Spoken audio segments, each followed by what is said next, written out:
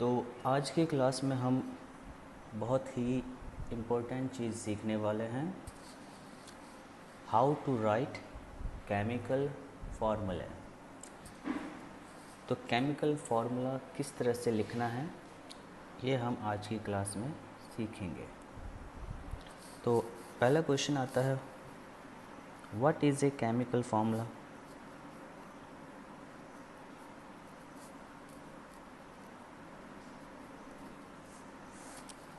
Chemical formula आखिर है क्या? तो केमिकल फार्मूला है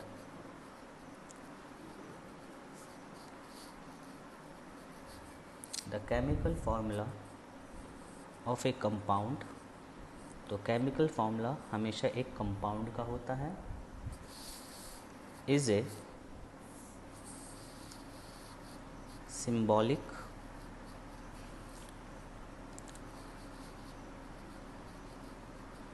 representation of its composition। तो केमिकल फार्मूला किसी भी कंपाउंड का उसका एक सिंबॉलिक रिप्रेजेंटेशन होता है उस कंपाउंड का, कि वो किस किस एलिमेंट से और कितने नंबर में उन एलिमेंट के एटम आपस में कंबाइंड होके उस कंपाउंड को फॉर्म करते हैं। जैसे कि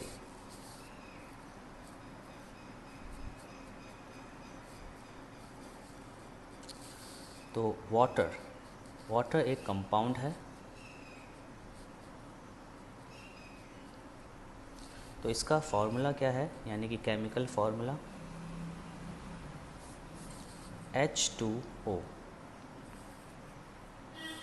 इसमें H हाइड्रोजन, O ऑक्सीजन, और वाटर के मॉलिक्यूल में 2 हाइड्रोजन के एटम और 1 ऑक्सीजन का एटम आपस में बॉन्डेड है, जुड़े हुए हैं।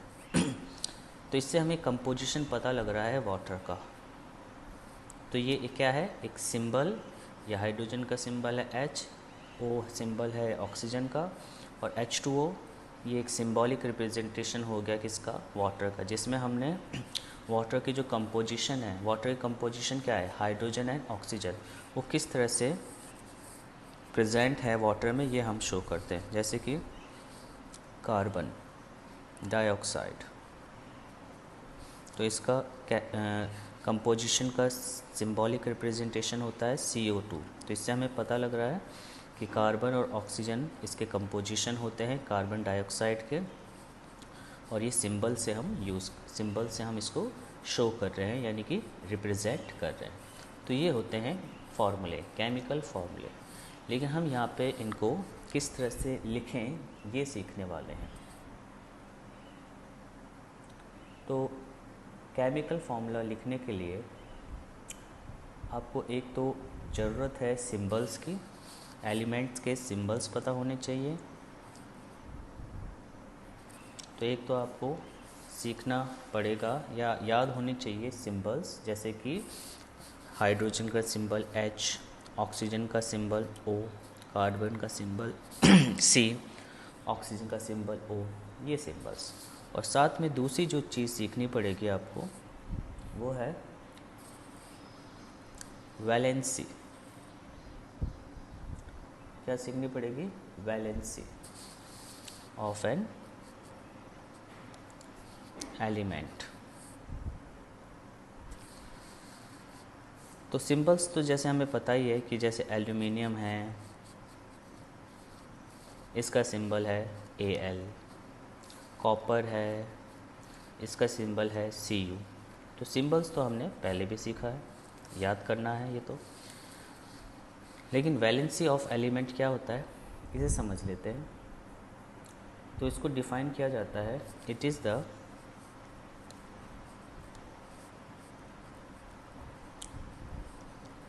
कंबाइनिंग पावर, या कह लो कैपेसिटी, कंबाइनिंग पावर और capacity of an element of an element. और वैलेंसी से हमें ये पता लगता है कि किसी भी एलिमेंट का कितने एटम किसी दूसरे एलिमेंट के कितने एटम्स के साथ कंबाइन होगा और फिर वो केमिकल कंपाउंड बनेगा। तो इसका मैं एक एग्जांपल देता हूँ। जैसे कि हाइड्रोजन,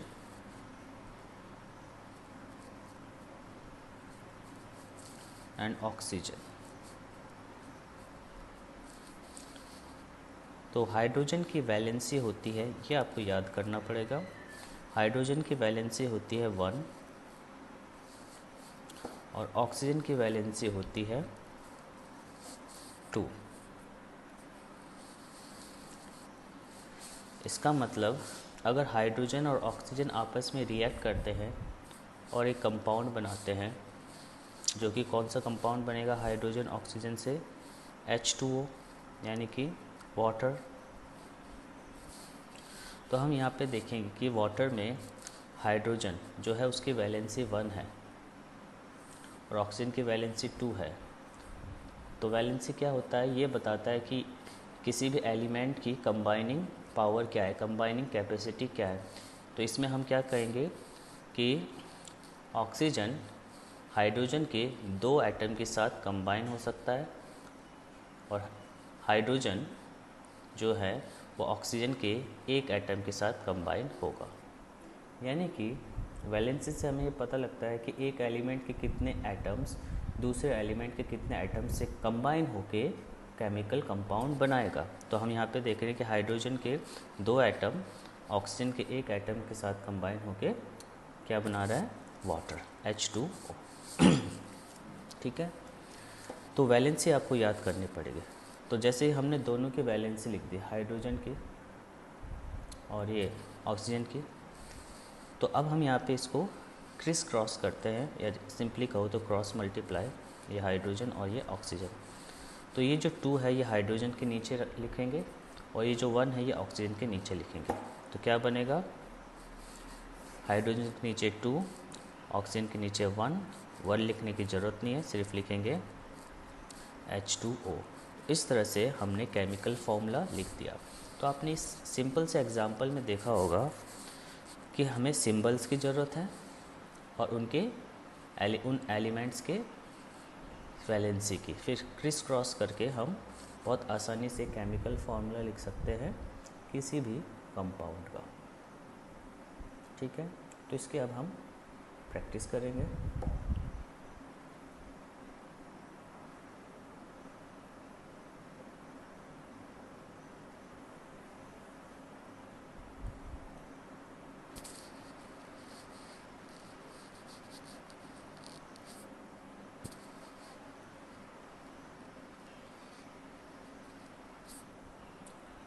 तो जैसे कि मैंने लास्ट क्लास में कहा था, आपको एक टेबल याद करनी है जिसमें आपको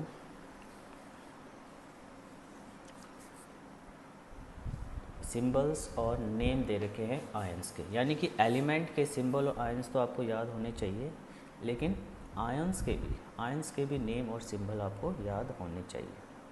ठीक है, तो जैसे कि मैं कुछ यहाँ पे फिर से एग्जांपल के लिए लिखवा देता हूँ। जैसे सोडियम, ये आयन के हैं, ध्यान रखना, नेम है ये आयन का सोडियम। तो इसका सिंबल क्या होता है, Na। अगर हम सिर्फ Na लिख देंगे तो ये गलत हो जाएगा। क्यों होगा गलत, क्योंकि यहाँ सोडियम एटम नहीं है, यहाँ सोडियम आयन है। तो सोडियम आयन जो होता है उसका सिंबल Na नहीं, Na+ होता है। ठीक है, तो चार्ज कितना है, +1। और एक आसान सी चीज़ बता रहा हूँ कि ये जो चार्ज होता है आयंस में, यही वैलेंसी भी हो जाती है। तो इसकी वैलेंसी कितनी होगी, 1, +1 है तो वैलेंसी कितनी होगी, 1।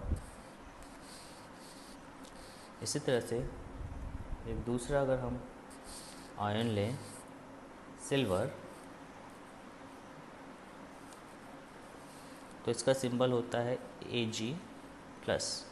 तो बताओ, ये तो हो गया सिंबल सिल्वर आयन का, और इसकी वैलेंसी क्या होगी? 1।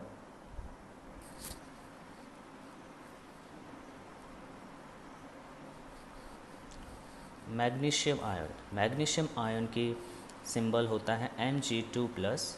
अब आप बता सकते हो इसकी वैलेंसी क्या होगी? जो चार्ज है ना +2, तो इसकी वैलेंसी होगी 2। हाँ, यहाँ पे ध्यान रखना, +2 बोल तो रहा हूँ मैं, लेकिन इसे लिखते कैसे हैं? 2+, पहले नंबर फिर उसके पीछे प्लस। इसी तरह से कैल्शियम की सिंबल होता है Ca2+, और वैलेंसी अब आपको पता लग गई होगी 2। तो इसलिए अगर आपको ये सिंबल याद हो गए ना, इनके नाम और सिंबल, तो वैलेंसी भी आपको याद होगी अगर आयन है तो। इसी तरह से एल्यूमिनियम,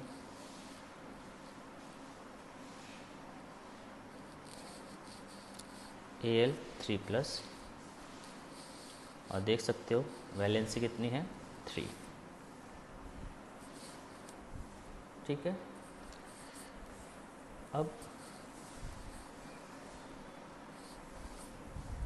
कुछ ऐसे आयन भी ले लेते हैं जो नॉन मेटालिक एलिमेंट के आयन हैं, यानी कि जैसे ये तो सब पॉजिटिव है, ये तो कैटायन हो गए, कैटायन। अब कुछ एनायन के भी सिंबल्स ले लेते हैं।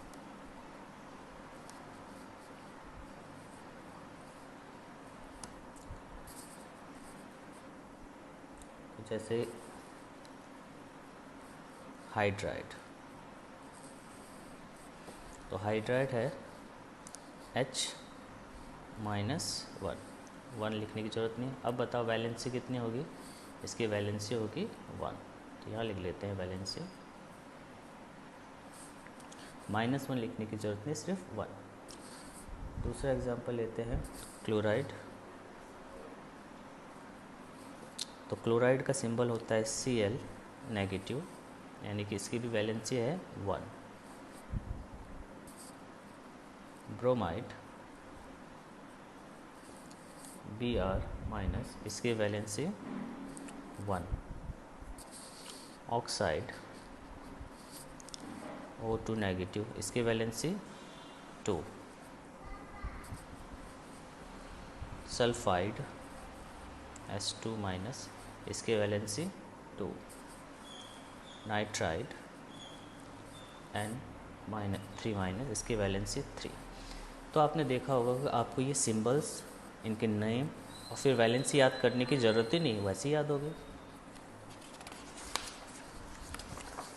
तो ये जितने भी अभी मैंने बताए ये सब सिंपल आयन्स थे।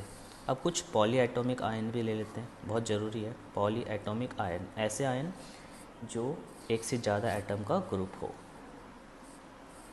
Poly atomic ions. तो उनके हम सिंबल्स भी लिखते हैं और वैलेंसी भी।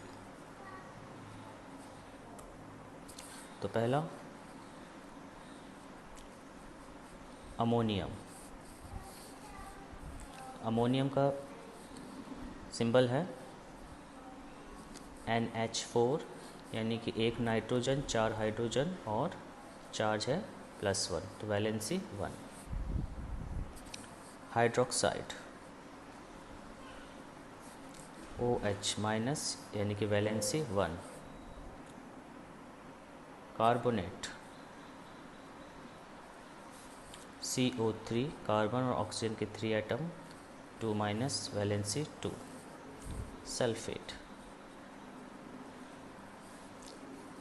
SO4, 2-, तो वैलेंसी 2। तो इस तरह से मैंने कुछ लिखवा के कुछ आयंस के सिंबल्स और वैलेंसी आपको समझा दी। अब इनका यूज़ कैसे करना है फॉर्मूला लिखते हुए, तो अब हम देखते हैं किस तरह से हम लिख सकते हैं। ठीक है,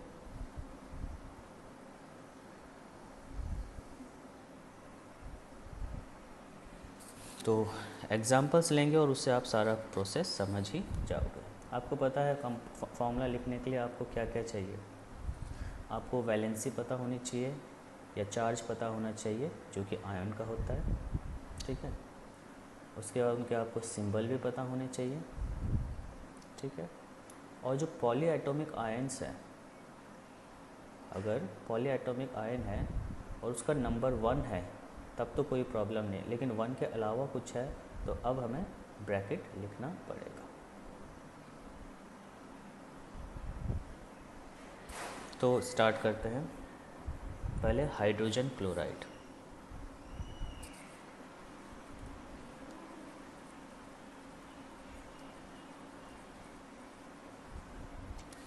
तो हाइड्रोजन क्लोराइड, अब हाइड्रोजन का सिंबल H, क्लोराइड Cl। तो ये तो लिख दिया हमने दोनों के सिंबल। अब इनकी वैलेंसी लिखते हैं। हाइड्रोजन की वैलेंसी 1, क्लोराइड की वैलेंसी 1। क्रॉस में हमने अब क्रॉस ओवर किया, तो यहाँ पे लिखो H के नीचे भी 1 आया देखो, और Cl के नीचे भी 1 आया है। 1 1 लिखने की तो ज़रूरत नहीं है। तो फॉर्मूला बन गया हमारा हाइड्रोजन क्लोराइड का HCl। ठीक है। अब जैसे कि दूसरा एग्जांपल लेते हैं, हाइड्रोजन सल्फाइड।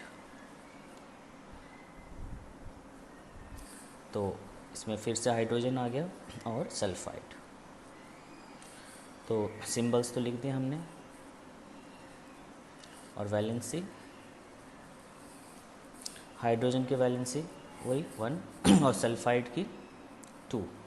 क्रॉस ओवर किया आपने, तो हाइड्रोजन के नीचे इस बार क्या लगेगा 2, और S के नीचे क्या लगेगा 1, जो लिखने की ज़रूरत नहीं होती। बन गया हाइड्रोजन सल्फाइड का फॉर्मूला। ठीक है, इस तरह से। जैसे अगला करते हैं मैग्नीशियम क्लोराइड।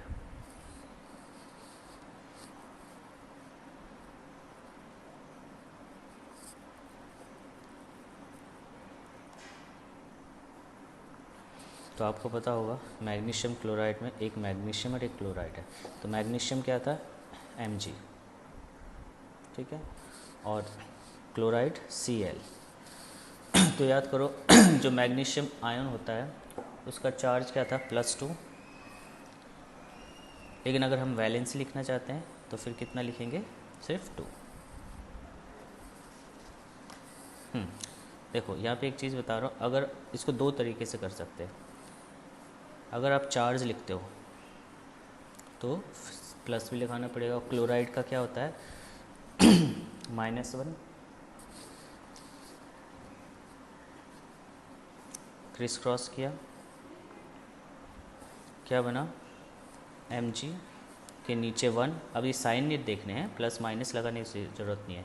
Mg के नीचे -1 मत लिख देना, सिर्फ 1, और Cl के नीचे +2 की जगह सिर्फ 2, तो बन गया MgCl2। है तो वही, यानी कि चार्ज लिखने से कोई फ़र्क नहीं पड़ा, बस चार्ज लिखते वक्त आप साइन भी लगा देते हो, क्योंकि इसमें Mg मैग्नीशियम जो आयन होता है Mg2+ होता है, और क्लोराइड आयन Cl नेगेटिव होता है, तो इसलिए प्लस माइनस लगा देते हो आप यहाँ पे। लेकिन इसको जब हम क्रॉस ओवर करते हैं तो वो साइन नहीं लिखने हैं। और जो दूसरा तरीका है जो हम ऊपर से करते आ रहे थे वो क्या है कि हम वैलेंसी लिखेंगे, और जब वैलेंसी है तो जो चार्ज होता है वही वैलेंसी होती है। तो चार्ज +2 था तो वैलेंसी 2, चार्ज -1 था तो वैलेंसी 1, तो सिर्फ नंबर लिखना है। अब यहाँ पे प्लस माइनस नहीं लिखना। तो वैलेंसी लिखते वक्त सिर्फ नंबर, प्लस माइनस नहीं, चार्ज लिखते वक्त प्लस माइनस लिख देते हैं, और कुछ फ़र्क नहीं है। बाकी वही है, क्रॉस ओवर किया तो क्या बन गया MgCl2।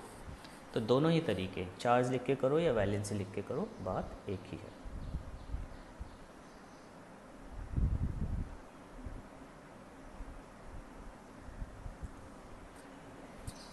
ठीक है, तो ऐसे ही हमें प्रैक्टिस करनी है। जैसे कि अब लिख रहे हैं हम एल्यूमिनियम ऑक्साइड। तो ये याद होनी चाहिए आपको, इसका कोई ऑप्शन नहीं है कि आपको याद करना है। एल्यूमिनियम क्या होता है Al, ऑक्साइड क्या होता है O। अब याद करो क्या क्या चार्ज था। एल्यूमिनियम आयन में था +3, और ऑक्साइड आयन में क्या था -2।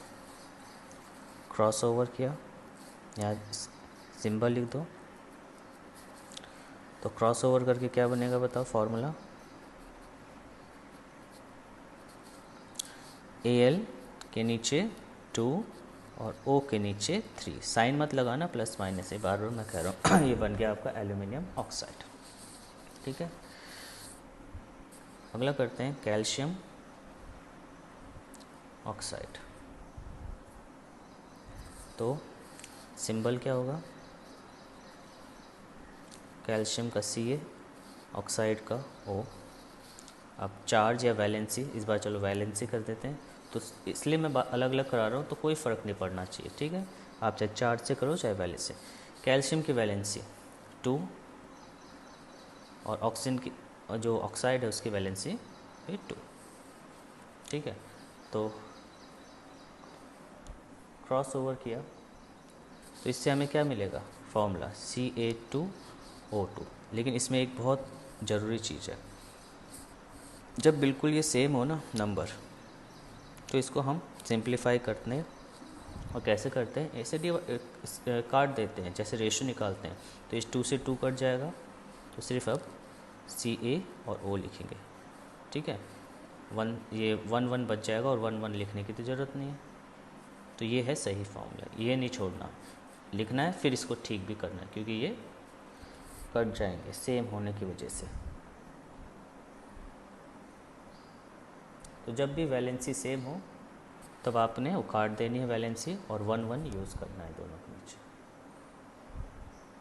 ठीक है, अब पॉलीएटॉमिक आयन का, जिसमें जो गलती होती है पॉलीएटॉमिक आयन वाले केस में, वो अब मैं तुम्हें बताता हूँ। तो देखो, सोडियम ऑक्साइड, तो सोडियम का क्या होता है सिंबल या फॉर्मूला? Na। ठीक है, और ऑक्साइड O। तो बताओ इसका कितना होता है वैलेंसी? 1 और ऑक्साइड की 2। क्रॉस ओवर करने पर क्या मिला हमें? Na के नीचे 2 और O के नीचे 1। तो एक और एग्जांपल हो गया सोडियम ऑक्साइड, वैलेंसी। ठीक है, सोडियम हाइड्रोक्साइड, अगेन सोडियम क्या सिंबल? Na। ठीक है, और हाइड्रोक्साइड, हाइड्रोक्साइड का क्या सिंबल होगा? OH। अब बताओ कितना चार्ज या कितनी वैलेंसी होती है? तो सोडियम की तो आपको पता ही है कितनी होती है वैलेंसी? 1। और हाइड्रोक्साइड की भी 1। ठीक है, याद करना है, हाइड्रोक्साइड था OH माइनस, तो चार्ज है -1, तो वैलेंसी 1। क्रिस क्रॉस किया तो फॉर्मूला क्या बनेगा? Na के नीचे 1 और OH, क्योंकि ये पॉली एटॉमिक आयन है इसलिए इसको ब्रैकेट में रखना है। फिर से कह रहा हूँ, क्योंकि OH 2 एटम हो गए ना, और ये एक ही एटम है, ये तो पता है ना क्यों एक एटम है? कैपिटल स्मॉल लेटर, यानी कि ये एक ही एटम का सिंबल है सोडियम का। इसमें ऑक्सीजन अलग है, हाइड्रोजन अलग है, 2 अलग अलग एटम है, तो पॉली एटॉमिक है। तो इसलिए पॉली एटॉमिक होने की वजह से हम यूज़ करेंगे ब्रैकेट यहाँ पे। अब क्योंकि 1 ही है, देखो दोनों के नीचे 1 1 लिखा है और वो लिखने की तो ज़रूरत नहीं है, इसलिए यहाँ पे ब्रैकेट लिखना ज़रूरी नहीं है। तो bracket is not required when number of poly atomic ion is 1। इस बार OH मतलब एक आयन है, पॉली एटॉमिक आयन, और ये एक ही है। इस बार देखो, ये जो 1 है इसके नीचे लिखेगा, यानी कि एक ही OH है।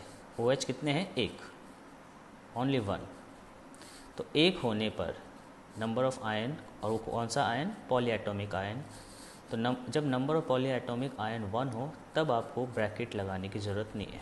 तो पहले लगाया हमने, फिर हमने देखा 1 है यहाँ पे, लिखने की ज़रूरत नहीं, तो ब्रैकेट भी हटा दिया। तो ये हो गया आपका सोडियम हाइड्रोक्साइड। ठीक है, चलो एक और एग्जांपल लेते हैं इसी टाइप का। पोटेशियम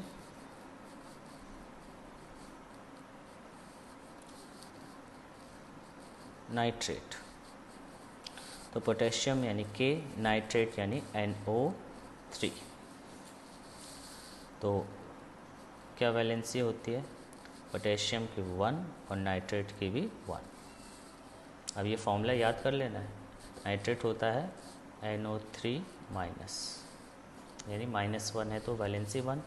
क्रिस क्रॉस किया तो K और NO3, क्योंकि पॉली एटॉमिक आयन है तो ब्रैकेट लगा दिया, और इसके नीचे भी 1, इसके नीचे भी 1। और अब हम क्या देखते हैं, जब 1 1 है तो ये ब्रैकेट लिखने की ज़रूरत नहीं है, क्योंकि ये जो सिंपल आयन होते हैं जिसमें एक ही आइटम होता है वहाँ तो कभी भी ब्रैकेट नहीं लगाना, कभी भी नहीं लगाना, चाहे 1 हो या 2 हो या 3 हो या 4 हो, अदर नंबर हो। लेकिन जो पॉली एटॉमिक आयन है उसमें ब्रैकेट अब लगाने की ज़रूरत नहीं है, क्योंकि ये एक ही है। हाँ, अगर इसके नीचे 2 होता, 3 होता, तब ब्रैकेट लगा के रखेंगे, ठीक है। लेकिन और एक और गलती जो करते हैं स्टूडेंट्स, नाइट्रेट को सिर्फ NO लिख देते हैं और 3 अलग कर देते हैं, बहुत गलत है। NO नहीं है, पूरा NO3 है, एक नाइट्रोजन और 3 ऑक्सीजन एटम का ग्रुप है ये। तो NO3 ये चेंज नहीं कर सकते आप, ठीक है। तो इसलिए इस पूरा ब्रैकेट लगा के पहले 1 लगाया, और 1 के केस में ब्रैकेट लगाना रिक्वायर्ड नहीं है। तो ये आपका सही फॉर्मूला हो गया। और अब देखते हैं जिसमें हमें ब्रैकेट भी लगाना हो। Calcium hydroxide. तो देखो, कैल्शियम है Ca और हाइड्रोक्साइड है OH। तो वैलेंसी कैल्शियम की 2 और हाइड्रोक्साइड की 1। क्रिस क्रॉस किया, कैल्शियम तो सिंपल आयन है, इसके नीचे 1, और ये जो हाइड्रोक्साइड है ये पॉली एटॉमिक आयन है, इसलिए ब्रैकेट लगाना है, और इसके नीचे 2। अब बताओ, इस बार ब्रैकेट के बाहर क्योंकि 1 के अलावा कोई और नंबर है, 2 है, तो इसको हटाएंगे? नहीं हटाएंगे। तो आपका फॉर्मूला क्या बनेगा फाइनली? Ca। अब 1 तो लिखने की ज़रूरत नहीं है, तो अब आप 1 मत लिखना।